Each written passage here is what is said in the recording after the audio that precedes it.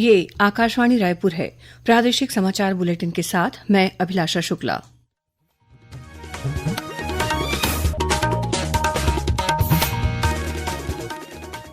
और अब पेश है आज के मुख्य समाचार। केंद्रीय कृषि मंत्री ने कहा कि विकसित कृषि संकल्प अभियान किसानों को बहुमूल्य जानकारी प्रदान करने वाला एक जन आंदोलन है। प्रदेश में शिक्षकों के रिक्त पद पर होगी चरणबद्ध भर्ती। पहले चरण में 5,000 शिक्षकों की भर्ती की जाएगी। करीब 2,200 करोड़ रुपए के शराब घोटाले के मुख्य आरोपी विजय भाटिया को ईओडब्ल्यू और एसीबी ने दिल्ली से किया गिरफ्तार। और प्रदेश में मानसून की रफ्तार थमी। फिलहाल बस्तर में ही ठहरा हुआ है मानसून। अब समाचार विस्तार से। केंद्रीय कृषि मंत्री शिवराज सिंह चौहान ने कहा है कि विकसित कृषि संकल्प अभियान किसानों को बहुमूल्य जानकारी प्रदान करने वाला एक जन आंदोलन है। श्री चौहान ने कई राज्यों के विधायकों से वर्चुअल संवाद करते हुए कहा कि अभियान के अंतर्गत किसानों से चर्चा की जाएगी और उनके प्रश्नों का समाधान किया जाएगा। कृषि मंत्री ने कहा कि एक राष्ट्र एक कृषि एक टीम का मूल मंत्र भारत को वर्ष 2047 तक विकसित बनाने में सहायक होगा। विकसित भारत के लिए विकसित खेती और समृद्ध किसान, और इसलिए हमने तय किया उत्पादन बढ़ाना है, लागत घटाना है, उत्पादन के ठीक दाम देना है, मार्केट रेट और एमएसपी के रेट के बीच का अंतर किसान के खाते में डाल दो ताकि किसान के नुकसान की भरपाई हो जाए। वहीं राष्ट्रीय जैविक स्ट्रेस प्रबंधन संस्थान रायपुर के वरिष्ठ वैज्ञानिक डॉक्टर विनय कुमार ने बताया कि विकसित कृषि संकल्प अभियान के तहत छत्तीसगढ़ में वैज्ञानिकों की टीम गांव-गांव जाकर किसानों से सीधा संवाद कर उन्हें खेती के उन्नत तरीकों के बारे में बता रही है। हम लोग गांव में जाके किसानों के साथ सीधा संवाद कर रहे हैं। गांव में जाके किसानों की वास्तविक में परेशानी क्या है उसके बारे में चर्चा करना, साथ ही साथ जो भारत सरकार एवं प्रदेश सरकार के द्वारा चलाई जाने वाली कृषि की योजनाएं हैं उनके बारे में चर्चा करना। जैसे कि छत्तीसगढ़ में मुख्य रूप से हमारा जो किसान गर्मी का धान ले रहे हैं उससे पानी का जलस्तर बहुत कम हो रहा है, तो उसके बारे में जागरूकता की धान की जगह किसी भी फसल प्रणाली जैसे कि हमारा दलहन फसल है या तिलहन फसल को लें ताकि जल संचय कर सके और हमारे क्रॉप का जो है विविधीकरण भी हो सके। धमतरी जिले के सोरिद गांव के किसान अनिल कुमार साहू ने बताया कि वैज्ञानिकों की टीम ने उन्हें कम समय और कम लागत में अच्छा उत्पादन कैसे किया जाए इस संबंध में जानकारी दी।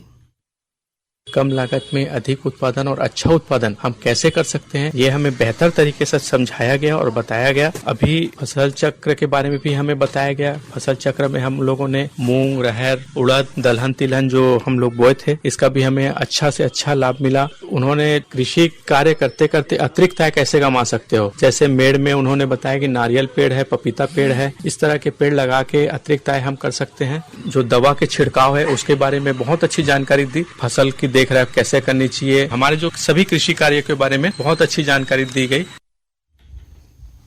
ऑपरेशन सिंदूर के अंतर्गत आतंकवाद के खिलाफ भारत का सैद्धांतिक और दृढ़ रुख स्पष्ट करने के लिए संसद सदस्यों के 7 सर्वदलीय शिष्टमंडल विभिन्न देशों के दौरे पर हैं।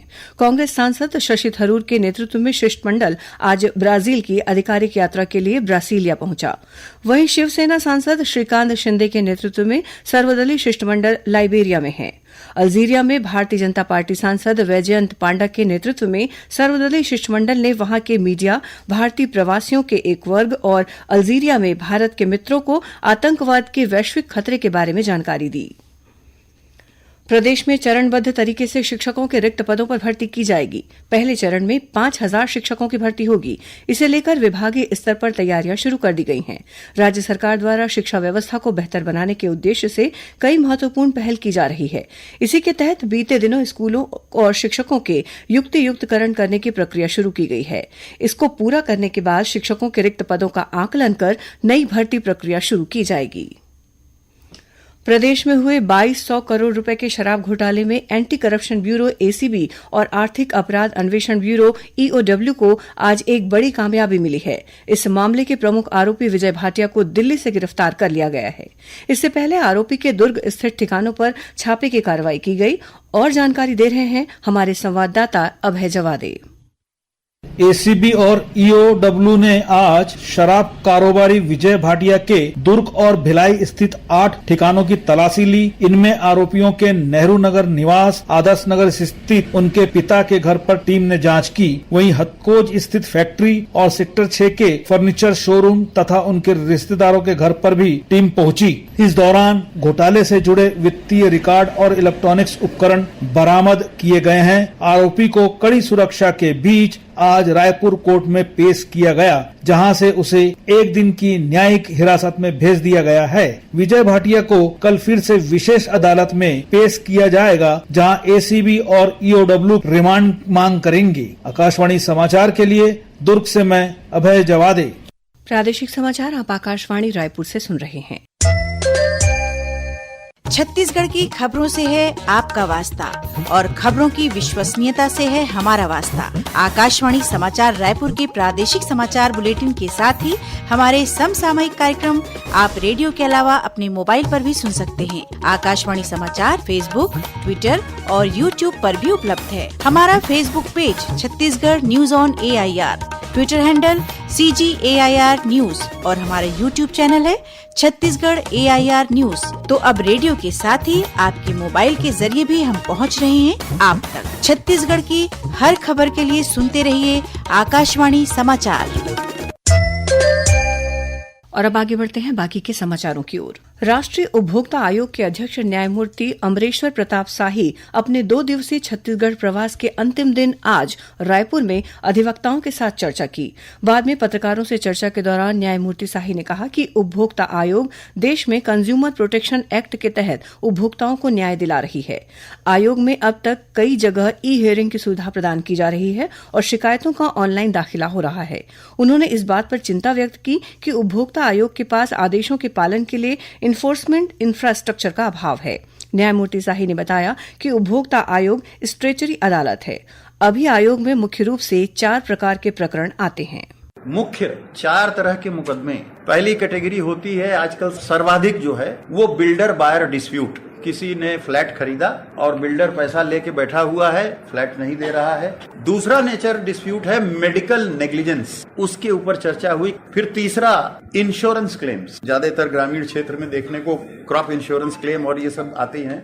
और जो चौथा है वो चौथी कैटेगरी है जैसे बैंकिंग फ्रॉड्स, एटीएम का पैसा निकलना, क्रिप्टो करेंसी। नया जो सबसे शुरू हुआ है डिजिटल अरेस्ट करके पैसा निकालना, ये सबसे बड़ा फ्रॉड आजकल शुरू हुआ है। इससे पहले कल रायपुर में जिला उपभोक्ता आयोगों के अध्यक्षों और सदस्यों के लिए 1 दिवसीय प्रशिक्षण कार्यशाला का आयोजन किया गया। खैरागढ़ छुईखदान गंडई जिले में आज हुए एक सड़क हादसे में दादा और पोते की मौत हो गई। वहीं एक महिला गंभीर रूप से घायल हो गई है। यह हादसा गंडई थाना क्षेत्र के अंतर्गत सुरही नदी पुल के पास हुआ, जहां तेज रफ्तार हाईवा ने पीछे से मोटरसाइकिल को टक्कर मार दी। हादसे के बाद पहुंचे आसपास के लोगों ने एम्बुलेंस और पुलिस को सूचना दी। हादसे में घायल महिला का इलाज गंडई के सरकारी अस्पताल में चल रहा है। केंद्र सरकार द्वारा 78वें स्वतंत्रता दिवस के उपलक्ष्य में आज से विभिन्न प्रतियोगिताएं आयोजित की जा रही हैं। इसके तहत द्विभाषीय निबंध प्रतियोगिता का विषय ऑपरेशन सिंदूर, आतंकवाद के खिलाफ भारत की नीति को फिर से परिभाषित करना रखा गया है। इच्छुक प्रतिभागी प्रतियोगिता में भाग लेने के लिए MyGov की वेबसाइट पर जा सकते हैं। एक अन्य प्रतियोगिता में सोशल मीडिया प्रभावशाली लोगों को भारतीय स्वतंत्रता के किसी भी स्मारक और स्थल पर सैर का वीडियो और रील बनाने के लिए आमंत्रित किया गया है। इच्छुक प्रतिभागियों को रील और वीडियो को अपने सोशल मीडिया पेज पर #NewIndia, #EmpoweredIndia और #Independence Day 2025 हैशटैग के साथ पोस्ट करना होगा। एशियन एथलेटिक्स चैंपियनशिप में छत्तीसगढ़ के जशपुर जिले के अनिमेश कुजूर ने 200 मीटर दौड़ में कांस्य पदक हासिल किया है। अनिमेश की इस उपलब्धि पर मुख्यमंत्री विष्णुदेव साय ने उन्हें बधाई और शुभकामनाएं दी हैं। आज विश्व दुग्ध दिवस है। इस अवसर पर बिलासपुर जिले के मस्तूरी विकासखंड के सीपत में पशुधन विकास विभाग और छत्तीसगढ़ राज्य दुग्ध सहकारी महासंघ मर्यादित देवभोग द्वारा कार्यक्रम का आयोजन किया गया। इस दौरान किसानों और पशुपालकों को दूध उत्पादन के बारे में जानकारी दी गई।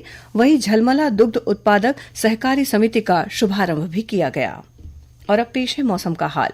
मौसम विभाग ने अगले 24 घंटों के दौरान प्रदेश में 1-2 स्थानों पर हल्की से मध्यम वर्षा होने की संभावना जताई है। मौसम विज्ञानी एचपी चंद्रा ने आकाशवाणी समाचार से बात करते हुए बताया कि फिलहाल मानसून की रफ्तार धीमी हो गई है और वो दंतेवाड़ा जिले से आगे नहीं बढ़ पाया है।